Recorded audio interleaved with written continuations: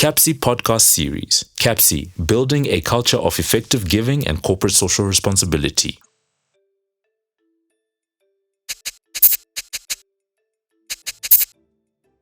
Welcome to another conversations on African philanthropy and social investment with me, Bheki Moyo, the director of the Center on African Philanthropy and Social Investment.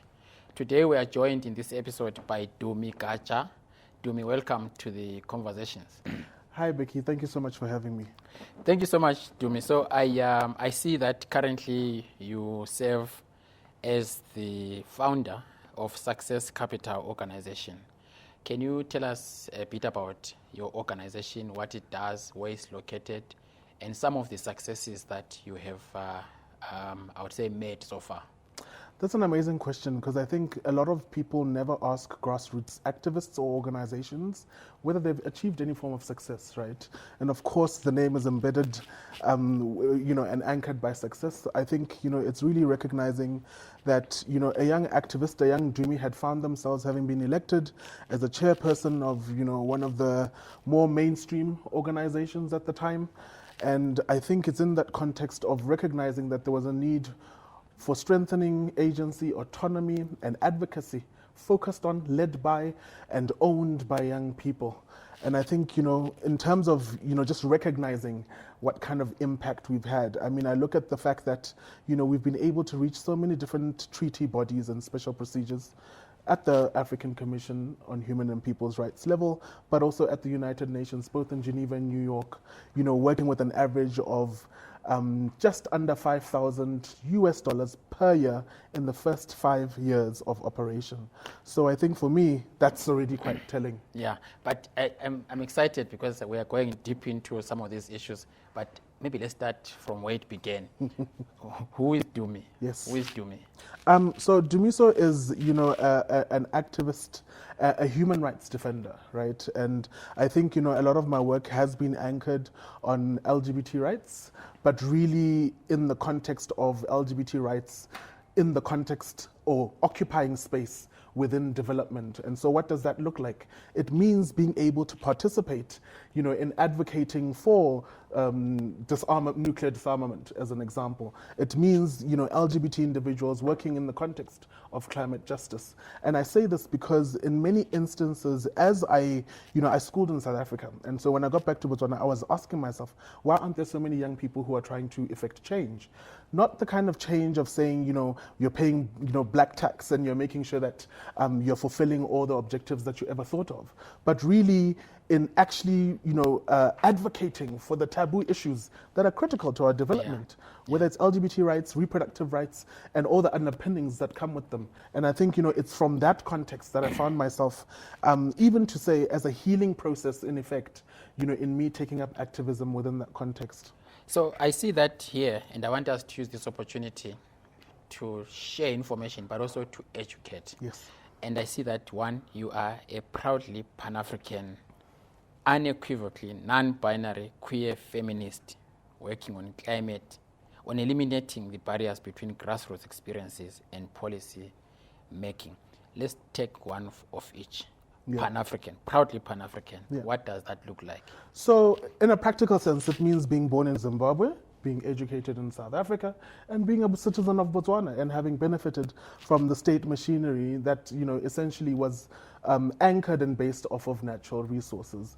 And I think in the context of my own work, it means working within the context of fulfilling Resolution 275 of the African Commission on Human and People's Rights, which is anchored on eliminating violence for LGBT individuals.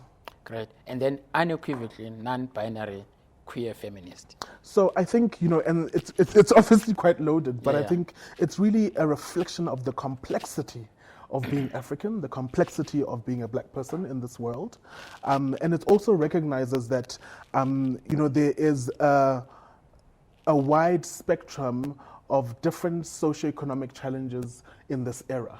I mean, where do you find anti-gender ideology, reproductive rights, and many other elements that are literally the opposite of anything that's of proximity to whiteness, or what is acceptable within the context of whiteness. Yeah. And so I think, for me, it's really ideological, it's really of existence, of being, and so that is in the context of my identity as a non-binary individual. And it's also, as a queer person, as an individual, who isn't of the same praxis of normative, not just SRHR rights, but even just in terms of identity, right? And so I think, for me, that really is deeply anchored and rooted in a decolonial praxis of Pan-Africanism. Yeah, and then of course one would want to say, let's talk a bit now about the state of the minority communities or minority groups, and in particular we've spoken about the LGBTQI+. What is your current assessment of the state of that community vis-a-vis some of the global challenges that you are working against? I think, let me put it this way, it's complex, and I think it's not in isolation. Yeah. I think, there are elements of progress, like we've seen with Botswana's decriminalization of same-sex intercourse, but then we still see, high levels of violence, whether it's in Uganda, whether it's in Ghana, or even here in South Africa. And I mean, the paradox is that you find South Africa having the most universal and of strengthening of rights in terms of constitutions, right? But we're still seeing instances where LGBT individuals are not able to take up the infrastructure that is the equality courts. Whereas when you're finding in the context of other countries where there are very repressive regimes, like Ghana, like Uganda, you're finding LGBT folks literally taking up arms, right, and challenging the status quo, challenging harmful gender norms. And I think the reality is that we are facing such huge fundamental, if it's not just religious, but it's also traditional or cultural elements that are really quite essential to the fabric of society. Yeah. So when we speak about issues of morality, and that's why a lot of these topics are considered taboo. But I think we're finding an interplay between not just the nation, but obviously politics, right? And all these other, ideological framings that are in conflict. And I think it's not unique to this time. Yeah. Obviously, there have been other issues and thematic topics that have happened. But I think for me, it's in looking at how so many LGBT individuals are exercising their freedom of expression, they're exercising their freedom of association, and I think that is growing. It's just an unfortunate reality that obviously there's a lot of socioeconomic inequality. There isn't enough, funding or resourcing, to support that civic action. But I think there is hope just in the fact that there's so many young people and even the elderly who are being a bit more vocal, a bit more visible in spite of all those different challenges. Yeah. So, I mean, a couple of months ago, maybe last year, I did a piece for Codestria focusing on the shrinking space for girls and women. But of course, located within the broader, debate around the civil society space is shrinking. But one of my, I would say, findings or moments of insight was when I realized that this idea of the civil society space shrinking actually did not start recently. Minority groups like the LGBTQI and plus groups, women, have always been fighting for this.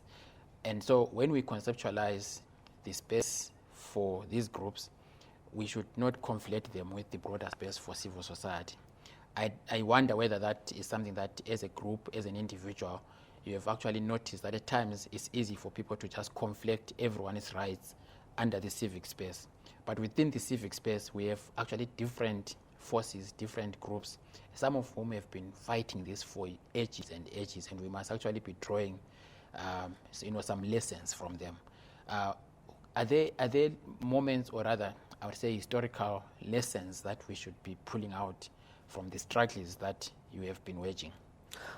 So I think, for me, it's, and this will also come from a feminist praxis, because I can't isolate being queer from, recognizing the importance of not only advancing gender equality, but also the women's rights movement, who have been a pillar and an anchor and an ally to LGBT folks. I think we've seen that.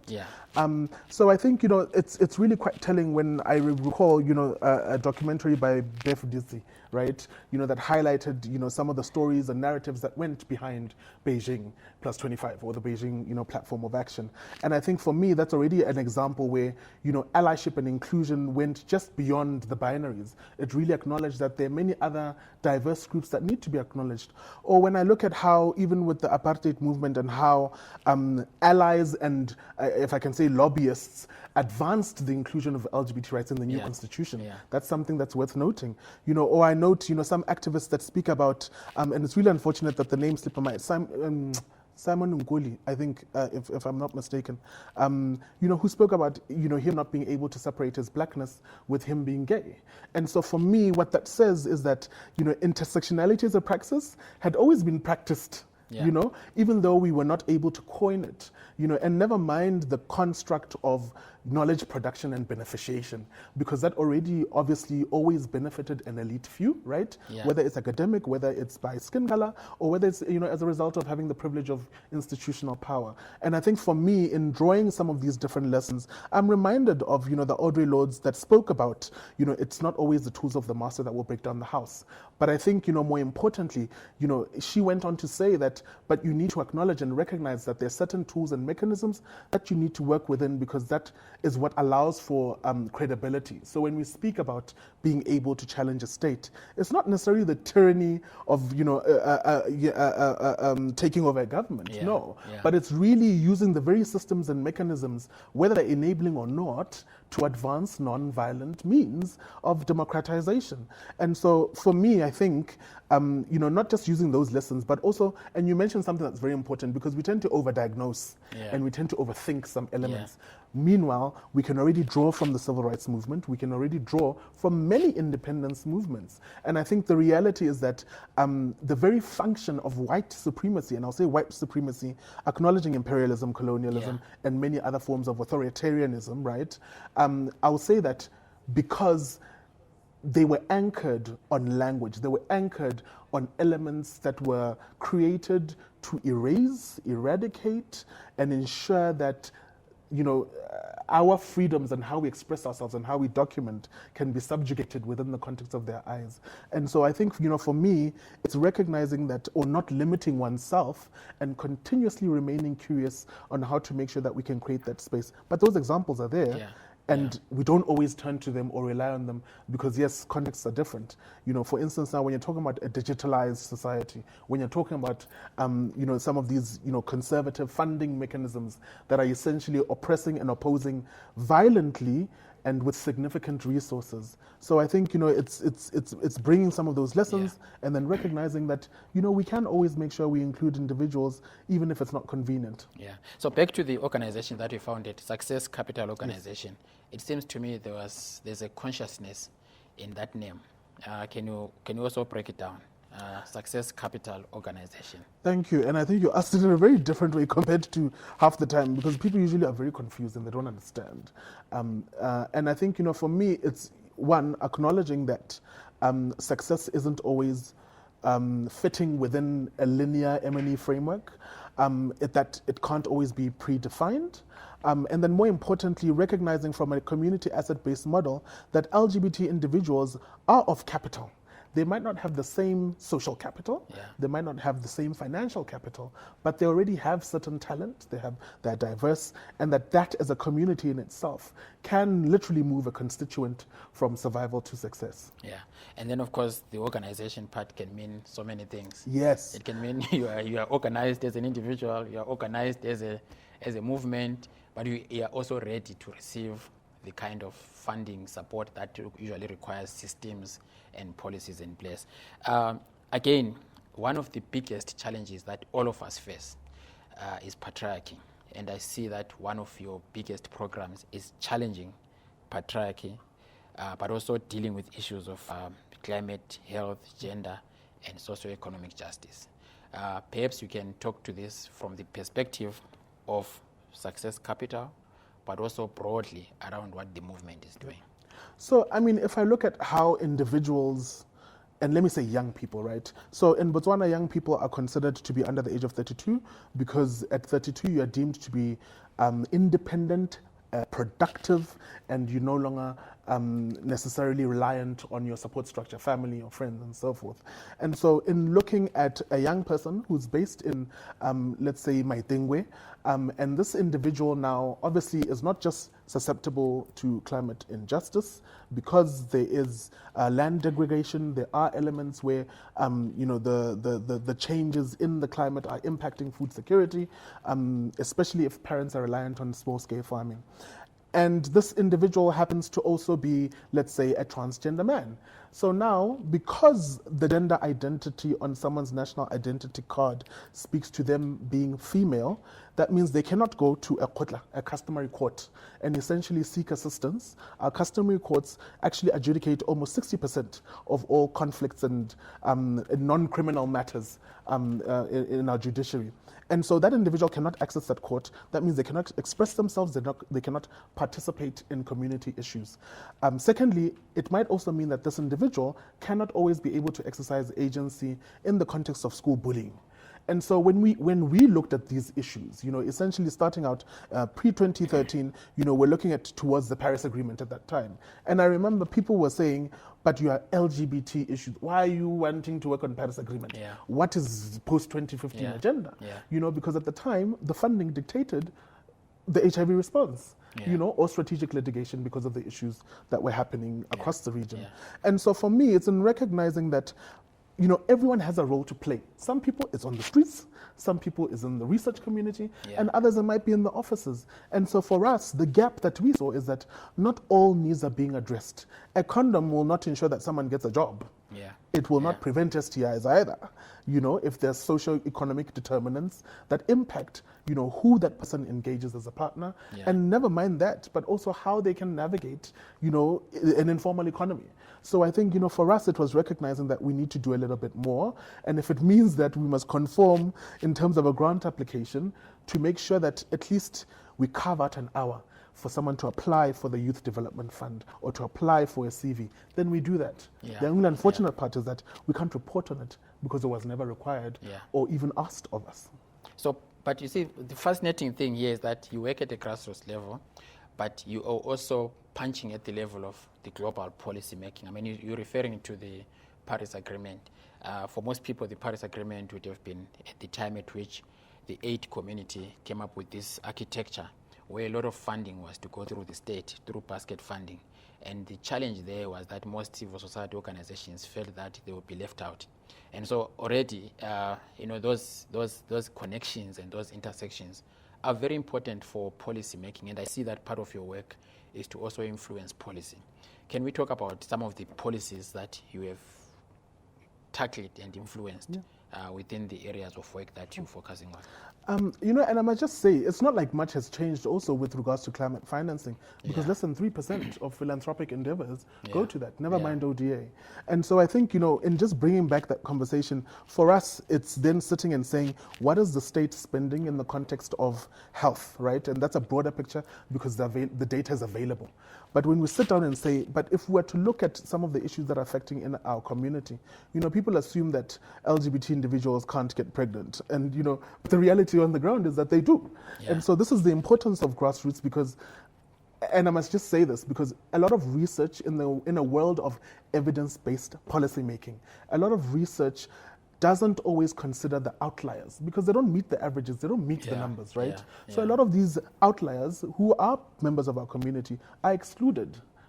And so when we sit down and say, right, we've seen, the health budget, and obviously it's decreasing, it's not in line with the Abuja Declaration that required for states to spend a minimum of 15% of their state budgets on health, and I guess 5%, no, that's 5% against GDP and of their budgets, and then 15% towards, the three diseases. Yeah. So for me, I sat there and I was wondering, but then surely we must understand what does it mean for SRHR, but budgeting?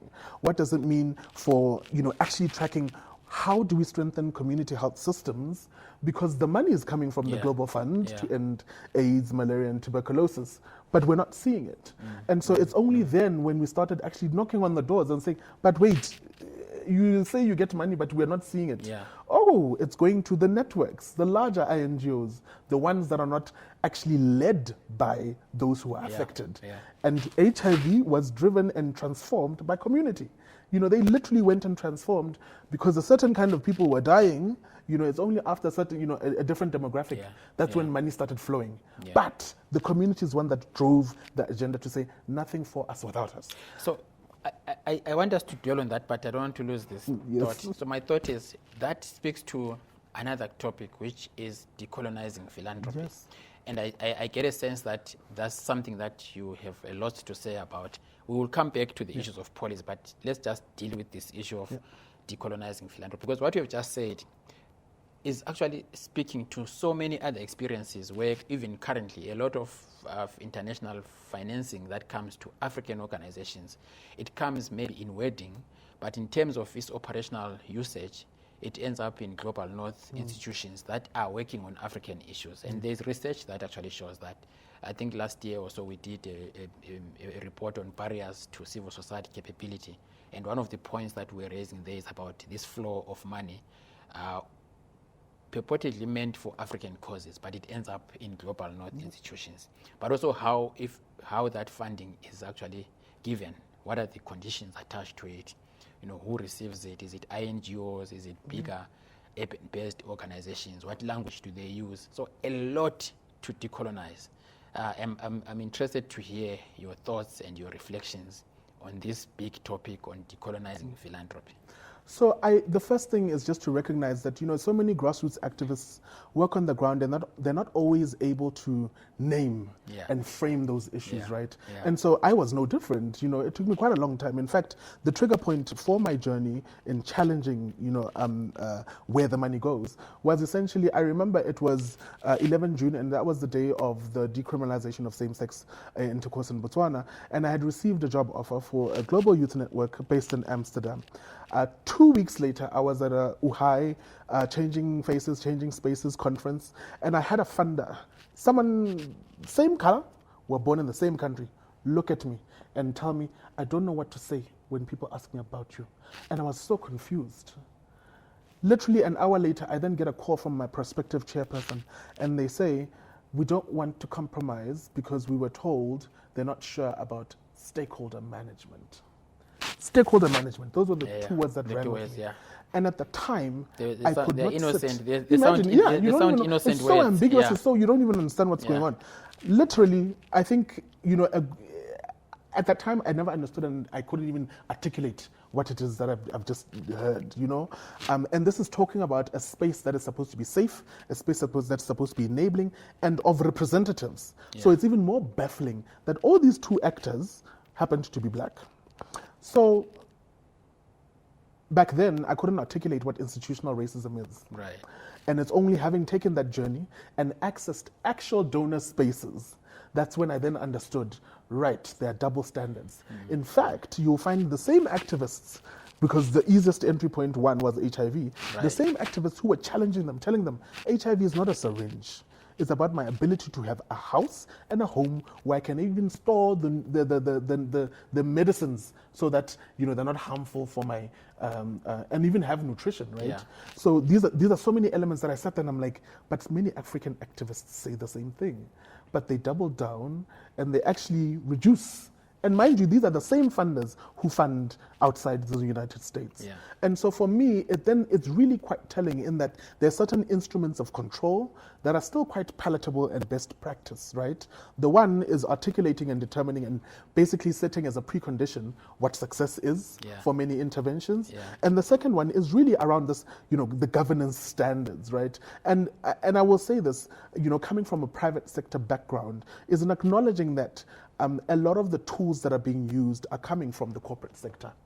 And having worked in GIZ, I have seen some of the financing agreements, and I've seen what it means in the context of natural resource management when they're working on infrastructure projects with, you know, for instance, the Orange River basins, or you're talking about election observer missions. At the time, it was Madagascar and Zimbabwe. And the kind of money that was flowing was baffling. Yeah. I literally could not understand what is happening, you know. And then I sort of asked myself, okay, fine, so money is going towards the regional economic communities. You know, I mean, it's regional development. And Yeah. that's where you get a lot of state commitments, right? But when you look at the other end, when we talk about human rights architecture, the IMF just released a gender strategy for the first time. And you then wonder, how is that then integrated in the context of their financing? Yeah. Yes, they will have a session, the African Development Bank will have a session, for civil society when they're developing a country strategy, but it doesn't translate to the CSOs, right? Yeah. And sometimes non-state actors can be intergovernmental organizations.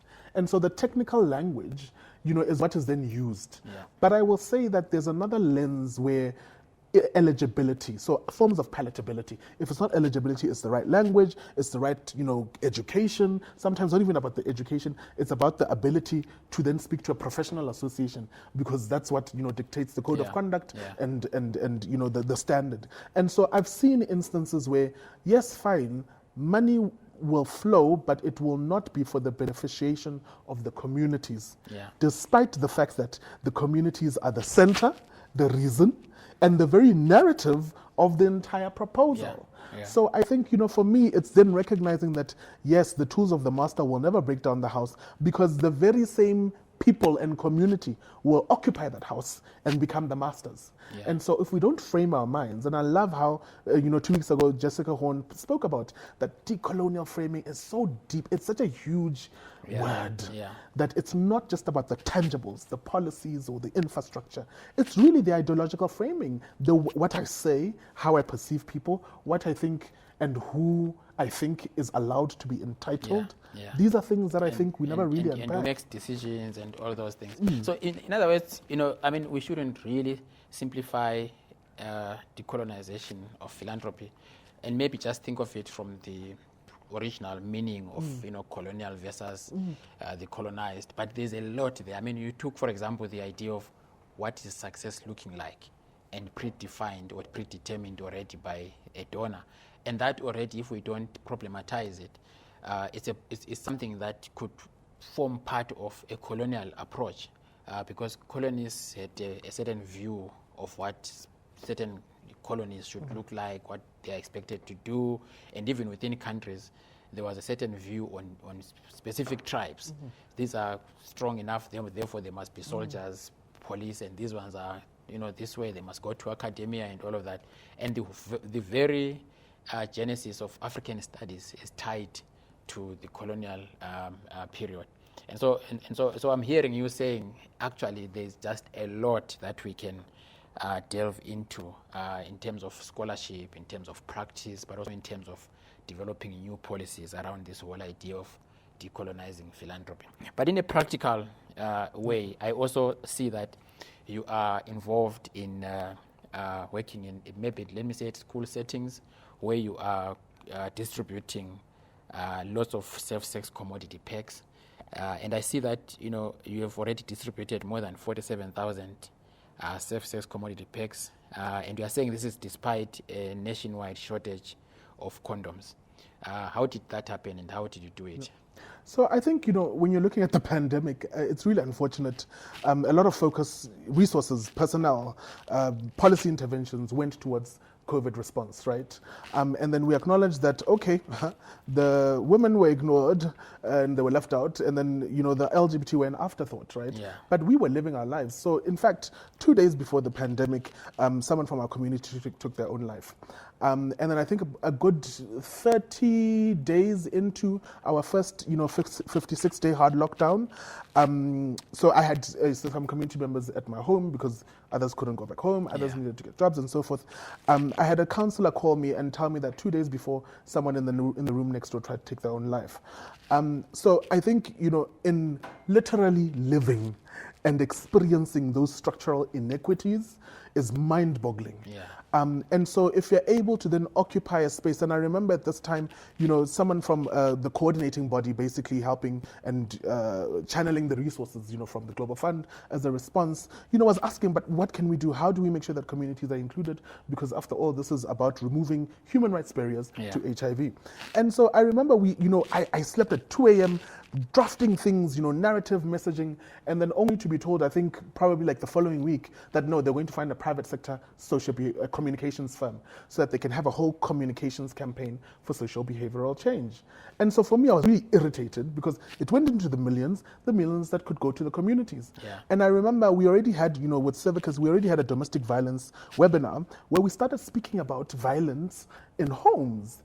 And it's only a good 3-4 weeks later that UN Women actually announced there's a shadow pandemic of GBV. So it's only after different civil society organizations now, I don't want to say latched on, but basically they found out from the grassroots activists that, listen, there are things happening. And then everyone started mobilizing. And so for me, how that then translated to say, okay, the private sector firm was charging too much money, so now let's go give it to the community health organizations. And that's how that started. And so that's how we found ourselves in that fold, coming from being an outlier, having done some of the work that is never documented, that is never budgeted for, and that we can't even sit and say we can recoup in terms of time or skill. And so at least, through that, we then got to that process of, community health referrals. And then we then found out that, there were people who didn't have access, especially in the rural communities. I mean, if you look at Gumara is in the Okavango, in the north of the country, the roads are bad. It's unbelievable. There've been numerous accidents where people have died as a result of the potholes. So, we had instances where people are saying that there's no condoms, and then eventually, that happened in the capital city. Why? Because the government was so focused on vaccines, delayed vaccines. The government was so focused on the response and a task force that was taking huge salaries.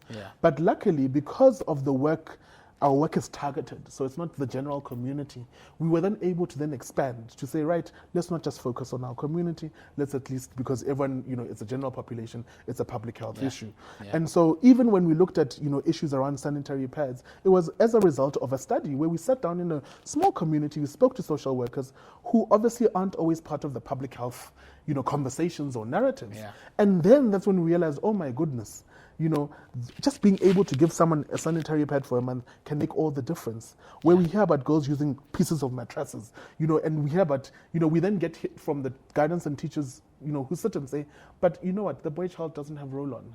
So we literally sit and then we realize, okay, what can we do even when we don't have money? Surely we can be able to give back and find a way. Because that one pad can ensure and alleviate the statistic that 1 in 10 girls cannot go to school in Africa because of period poverty. And in fact, if you don't do that, girls cannot go to school. If they go to school, they won't be able to be productive. The same applies to the boy child, as you mentioned. And so the importance of giving your time, giving of your resources, is something that we are trying to promote here at CAPSI, but through the Kisima project. I just want to divert a bit and just hear from you whether you have any stories growing up or even today that you could refer to as stories of giving, of sharing, and of impact that have left a mark on you. Let me say this. Sometimes giving in the context of family is a little bit different because that's responsibility, right? But, when you relay that, I am reminded of, for instance, my grandmother who stays in Bulawayo and never mind the pandemic, but something as recent as last month, had gangrene on her foot. And I sat and I asked myself, how is it possible that you have 2 of your offspring living at least close to you, one with you, and they're not able to flag that? Then I'm reminded of the poor infrastructure, the poor policy making. She doesn't have a passport. Now what must happen? And I'm sitting and I'm thinking, your firstborn son must be so challenged because now he has to work, he's taking care of his family, and now he doesn't even know what to do because he's got so many other things that he has to be handling. And so, me being his child, I then forced him. I said, you need to leave because we're also talking about unhealthy work environments, right? That's one perspective. I'm like, that is your mother. I don't understand how that's okay for you. You're talking to your father now. Yes, I'm like, that's your mother. Like, you need to go there. You're sitting there talking about wanting to drive out. I'm like, that's even more unsafe. With the infrastructure is bad. It's going to take you long. You're going to be exhausted. Now you can't even help. So you see, I'm now coming with a very wider lens at looking at the social determinants to a foot. And so for me, I thought, okay, at least I've had the privilege and I've been enabled and empowered purely because of consulting work. I don't even want to talk about my organization, that has allowed me to then sit there and say, listen, get on a flight now. I will send you money and go. And take care of your mother. And come, and then she now has, luckily enough, was able to access, even public health. But to then show you how public health is not enough in Botswana, literally 2 weeks later, after one amputation, she still had to be admitted in hospital. No medical aid, that meant significant money needed to go as a deposit. So for me, that is the unfortunate reality of many other Africans, is that we have to extend so much of ourselves and sacrifice literally other means to make sure that even extended family is taken care of. This would not be possible had I not put a boundary on black tax against my mother, to give an example. Because how else can you be able to pour out of your cup if your cup is not full? If there are consistent needs on a daily basis. So I think, it's really difficult because at least at a grassroots level, you're consistently forced to make decisions. Are you going to hold a workshop, or are you going to take care of an emergency that you've seen your community members have experienced? Are you going to continue training someone on SRHR, or are you going to help them practically, set up an informal business to sustain themselves? Because condom or, having the right messaging around HIV is not going to help them navigate socioeconomic determinants of life. So I think for me, it's in all these different stories that we see of young people. When I think about the end SSMPA movement, when, Nigerians were striking, literally young Nigerians were striking against the system, the security forces, the state machinery. And, one feminist collective had their bank accounts closed. There was mutual aid immediately, where they were able to pay for emergency legal services, they were able to pay for, healthcare and so forth, and temporary refreshment for the activists. So I think for me, it's consistently seeing this throughout Africa. And unfortunately, all those stories aren't always harnessed. I want to delve deeper, but I also see that, and this is a good segue to this conversation, you are a facilitator of the Shift the Power UK Funders Collective. What does the collective seek to do, and what does shifting the power actually means? I have a critique of shifting power myself, and my critique is that I don't think that the current players, especially from the global north, are willing to shift the power fully. I actually think that the best they can do is to share the power or to redistribute the power.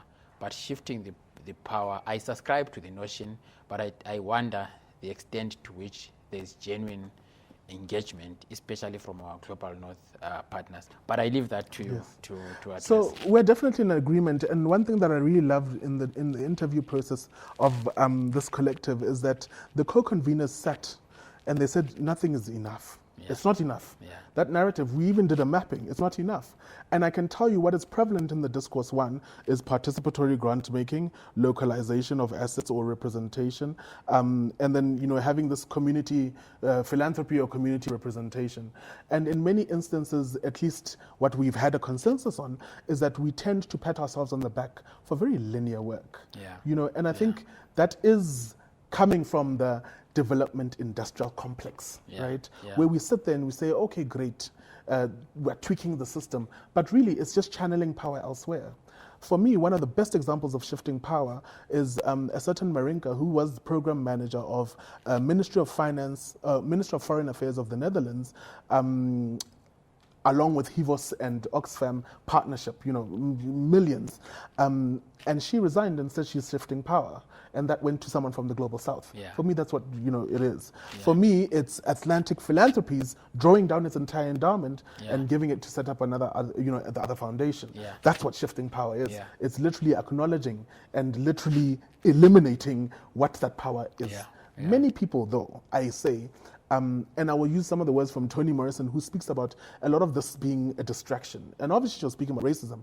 But for me, and I think when she unpacked even racism, she spoke, it was about the land, it was about the productivity, it was about the means of economy. And that's when, for me, that's what it is. Because then that means people are working themselves out of jobs. How is it okay to have a foundation that has existed for over 100 years? How is it okay for someone to tell a group that literally this is the very same enabler, let me say enabler because they're not just a funder, they're also an NGO, who I had an African friend tell me when they went to their office in Brighton, their first meeting is to then say how they're going to remove the country director in a West African country. So for me, what that means is literally even removing a template and saying, right, when you report back to us, come and tell us a story. right? For me, it's, you know, a gene from Urgent Action Fund 2 weeks after a police harassment incident telling me I must make sure every Saturday I send an email at 2 p.m. telling her how I'm doing. Something that she does not have to do, does not have to read, and doesn't need to be concerned with.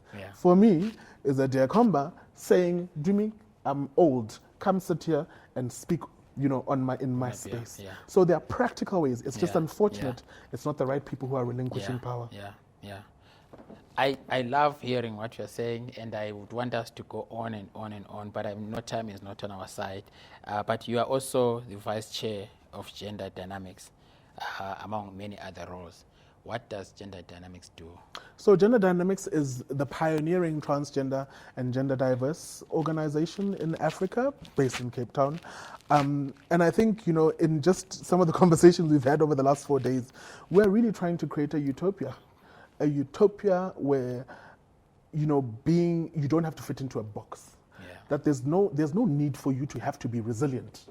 That the environment must be enabling enough for me to have the freedom to not just be in conflict with my gender, the gender marker on my national identity card, but for me to be able to present my, you know, whoever I am in front of a government institution, and that I can be acknowledged, that I can really see the culture of Ubuntu reflected in the gender norms that are prevalent of that day, whether it's digitally, in person, or, you know, even in cultural practice. So I think for me, that kind of work transcends beyond just the institution. It speaks to even some of the dreams that many of us cannot dream because of the conditions that we are subject to. I think it means espousing some of the, you know, pre-colonial or independence leaders that really spoke to Ubuntu, that really spoke to collectivism, and not the divisive, ideological, and polarizing issues that we see today, whether it's in governance, whether it's in leadership, or even in resourcing. So, Dumi, I see that you also, I'm now back to Success Capital, you train community members as well as other stakeholders on human rights, sexual rights, health rights. And one would imagine that the narrative we all have is that Botswana is a very democratic country, and the idea that you are training people on human rights might be suggesting that actually, well, hang on a minute, even in a democratic space, there is need to actually conscientize people about their rights because they can easily be taken away from. What has been your success, and what have been some of the challenges engaging in such forms of, you know, citizenry training on issues that might be deemed sensitive, especially by those in power? So I think one of the things that we've done, and I think for me, how I've lived, is to literally, you know, have no fear. Even if I feel it, you know, then you must do it anyways, you know. And that was a drawn, you know, lessons learned that were drawn. But also to not give people the choice. If they're in the room, you don't give them a choice. So we find in some, you know, in many instances, especially policymakers, traditional leaders will sit and we assume that they are, you know, regressive. But I've sat before traditional leaders, I've sat even before ministers that have sat and acknowledged, and they're like, but these are just people. The problem is society. And so for us, we sat and said, you can't eat human rights, right? And so if a lot of the issues that are happening are as a result of a lack of the commitments or the responsibility being fulfilled by the government, then often the politics dictate that we must divert you from the attention of service delivery. We must divert you to what? LGBT issues. Or some of these other taboo issues. So for us, it's been multi-pronged. Media, it's been going, you know, literally sitting down in a training and sitting and saying, Botswana is committed to these different international instruments. How does it translate to you as an elected official? How does it translate as a traditional leader? And you know, the best thing that I can honestly say is in storytelling, in having the individuals sit there and tell them their story, because they don't understand. You know, even when we talk about, when people say transphobia or homophobia, you know, it's not a fear. How are you violent towards something you fear? right? Yeah. For me, it's really about the fact that there is no understanding. And so we're able to then literally go into the community, in all our drama, with the heels and the lashes, and be able to deliver. And I think because the visibility is not there, people, not a lot of people can sit there and say they've got master's degrees and they're chartered accountants and they're queer, and so that carries a different weight, right? But one thing I will say, it can go, or it has moved from something as small as a khotla to sitting before parliamentarians and ministers and discussing the SRHR issues for LGBT and sex workers in May 2022, which is unheard of, which could have never been thought of if you're talking about it 2 years before. So to me, you are a 2 times master's graduate fellow of the Chartered Institute of Management Accountants and Prince 2 practitioner with consulting for Civicas and among others. So your education background, how has that prepared you for the kind of world that you've been engaging with? So I must say, it's not like it was an ideal journey. I mean, I took 5 years for a 3-year degree. So, I mean, I think a lot of it is also overcompensating from that checkered past. But then another element, I remember sitting in a Botswana Harvard AIDS partnership meeting, and on my name they had activist. Everyone else, it was doctor, and an illustrious career there. And I was like, what the hell? Literally, I was the only one from that 30 cohort. And I found so much insult in it. And then I realized and understood that education, yes, is the key to changing a lot of things and changing the world, because you need to be eligible. You need to have the credibility to present before certain people who regard themselves as an expert. And so I think for me, it's then recognizing that let me equip myself with the very tools of the master and see how best I can then dismantle that house. Great. So we at a conference almost 2 weeks ago from now, several conversations on systems change. And it seems to me your work is steeped right in the questions and debates around systems change. What were your takeaway points? The first, I think, academics need to be bridged with practitioners more often. I think that's one. And one of the reasons why I realized I don't like school, despite having gone to school for so much. But I really appreciated being able to connect with many people who are already met and known. And we literally got to a point where we realized, and this is something that Stigmata said, she literally sat down and said, I cannot see young people in this sector, because if I look at my peers and I ask myself, when we're gone, who's there? There's no one. There's literally a gap. And so for me, that was like the biggest thing, where I realized that genuinely there are no young people engaged in philanthropy, because young people also don't have necessarily the means, right? And that's not necessarily like a career point. So I think for me, one of the biggest things is, one, yes, the need to be able to carve out that space and have those conversations, but more importantly, the need to bring in those stories. I am inclined to also even bring in the issue of, representation. I am challenged when someone will sit and speak on behalf of others. And I think that's what a lot of experts tend to do. And so for me, is to have the experts actually sit down, because they have the privilege of audience, whether it's publishing op-eds and articles, So rather you sit down and listen to the people who are outliers, who you don't bump into, because I think that's where the rich value is.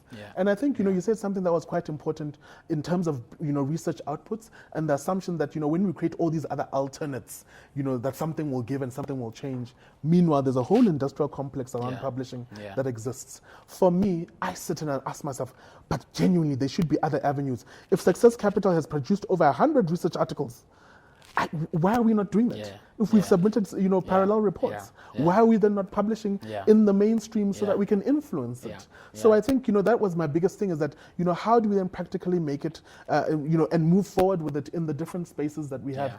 And what really popped out for me is that not as many people committed or even said how they're moving forward with what they learned.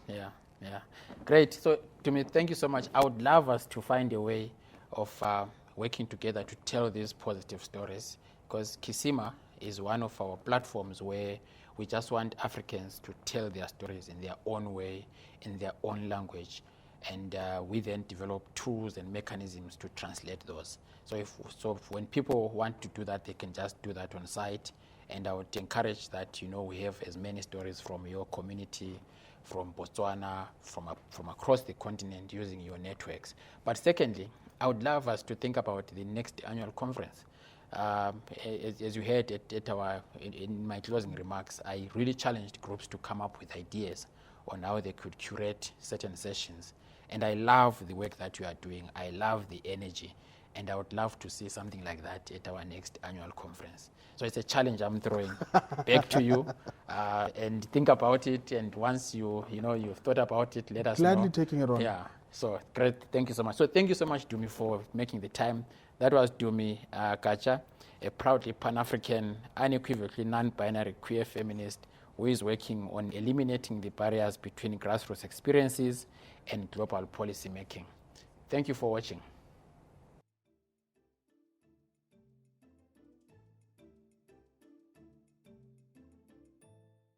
You've been listening to the CAPSI podcast series, talking all things philanthropy.